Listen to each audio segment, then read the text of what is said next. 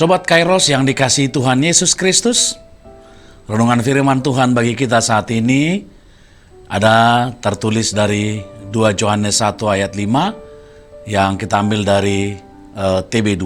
Demikian firman Tuhan. Dan sekarang aku minta kepadamu, Ibu, bukan seolah-olah aku menuliskan perintah baru bagimu, tetapi menurut perintah yang sudah ada pada kita dari mulanya, supaya kita saling mengasihi. Demikian firman Tuhan Allah. Sobat Kairos, ada sebuah kisah nyata tentang seorang ibu yang setiap hari datang ke rumah sakit untuk menjenguk anaknya yang sakit keras.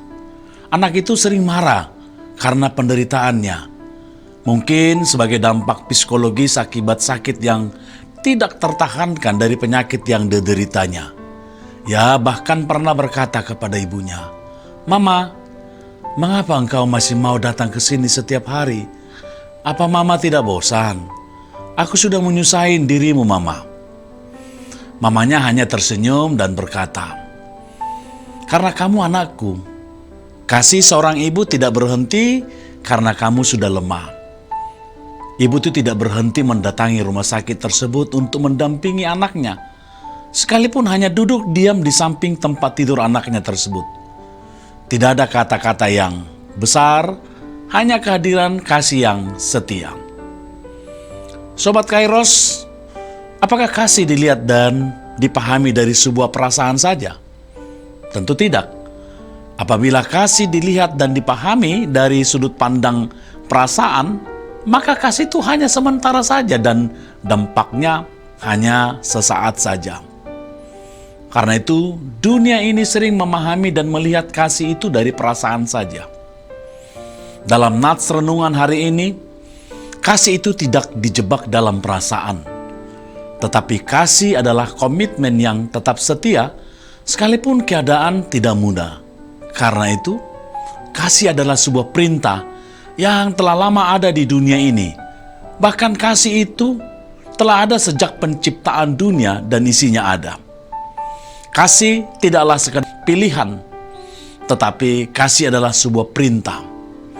Dalam realita hidup, kadang kita sulit mengasihi orang yang menyakiti kita, orang yang mengkritik kita, orang yang berbeda dengan kita. Oleh karena itu, Sobat Kairos, mengasihi sesama bukan karena orang itu baik kepada kita, tetapi karena Allah memerintahkannya. Artinya, suka atau tidak suka, kita harus melaksanakannya karena memang kasih sangat bermanfaat positif pada orang yang melaksanakan kasih dan menerima kasih. Dan orang Kristen dipanggil untuk mengasihi bukan berdasarkan perasaan, mood kita, atau sesuatu hal yang penting buat kita saja. Tetapi kita mengasihi karena kita mengimani dan taat kepada Tuhan Allah. Sobat Kairos, karena mengasihi itu adalah perintah, maka kasih adalah kehidupan yang harus dipraktekkan. Supaya kasih itu dapat dirasakan dan tidak hanya bersifat abstrak.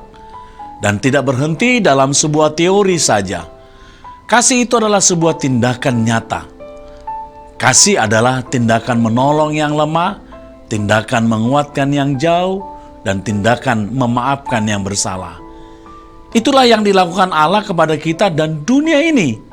Dia mengasihi, tidak hanya mengatakan dari sorga, tetapi dia turun ke dunia menjadi manusia, dan untuk mengasihi manusia dengan menolongnya dari belenggu dosa dan menembus manusia dari dosa, agar penderitaan manusia karena dosa berakhir.